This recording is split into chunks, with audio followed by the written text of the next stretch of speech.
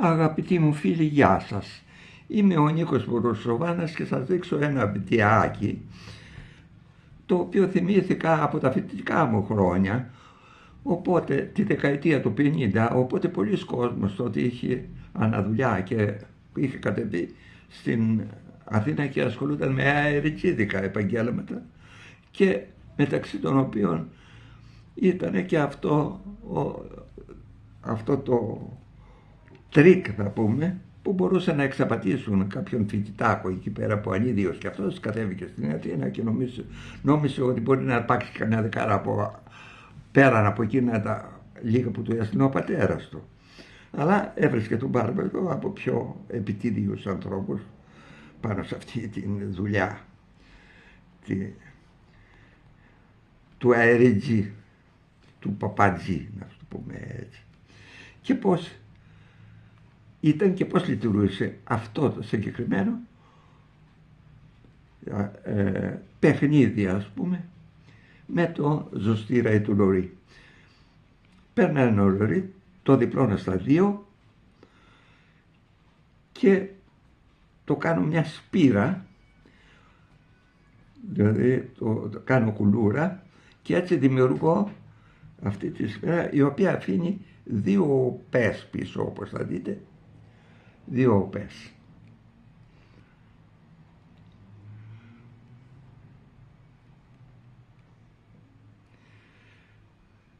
Σε κάθε οπή βάζω ένα μολύβι, όπως βλέπετε, όπως σας έδειξα, και λέω, εάν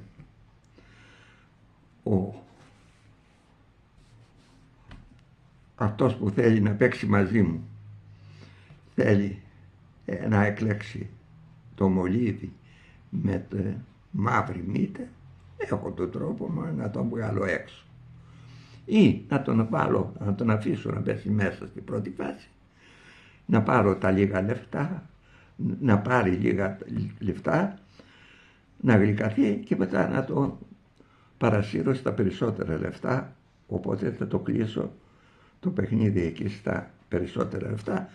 Και έτσι έγινε και με όλους τους φοιτητές αφελείς, μεταξύ των οποίων θυμάμαι ήταν και κάτι φίλοι μου που τρέχαμε μετά να πάρουμε πίσω τα λεφτά και μας έλεγαν οι άνθρωποι αυτοί της πιάτσας, μα αυτοί οι άνθρωποι δεν καταλαβαίνουν ότι ήταν απίθανο να βγάλουν λεφτά από κάποιους ρακέντιτους, όπως μας έβλεπαν σαν και εμάς ανθρώπους. Τέλος πάντων, παρασύρονταν οι άνθρωποι, όπως και σήμερα παρασύρονται πολλοί φοιτητές, ίσως και σε άλλα χειρότερα μηνύματα και συνθήματα, και ας τα αφήσουμε αυτά και να γυρίσουμε στο παιχνίδι μας πάλι. Όπως σας είπα, έχουμε αυτό το ζωστήρα ή το δεστήρα με τις δύο όπες. Επιλέγω να βάλω μέσα το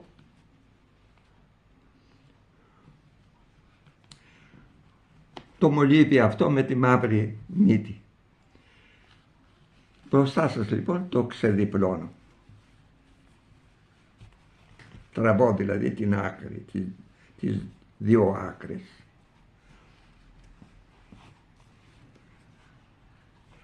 Και ειδού το μολύβι είναι από τη μέσα μεριά που τράβηξα. Θα μπορούσα να κάνω και το άλλο τώρα. Να βγάλω το μολύβι με την άσπρη μύτη μέσα στη μεγάλη κοιλιά του λουριού ή του ζεστήρα, όπως τον είπαμε αυτόν.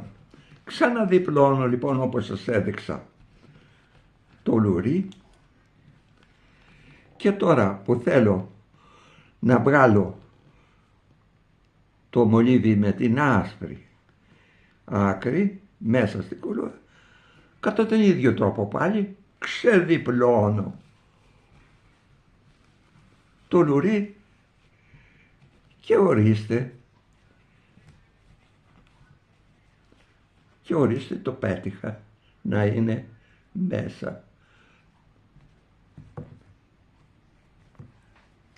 το μολύβι με την άσπρη μύτα, η ασπρομύτα. Θέλετε ακόμα μια φορά να σας το δείξω? Θα σας το δείξω ακόμα μια φορά. Ίσως καταλάβετε και εσείς κάτι, οπότε μπορείτε να το δείχνετε και στους φίλους σας για να κάνετε κάτι σε κάποιο πάρτι. Λοιπόν, εάν θέλω, όπως σας είπα, το μαύρο να το κάνω, είναι απλούστατο. Τραβάω τις άκρες και ορίστε το κουτί, το μολύβι, αν το βλέπετε καλά, από τη μέσα μεριά είναι το μαυρομάτικο μολύβι και από τη νέα έξω μεριά το ασπρομάτικο. Αυτό είχα να σας δείξω και ευχαριστώ πολύ που με παρακολουθήσατε.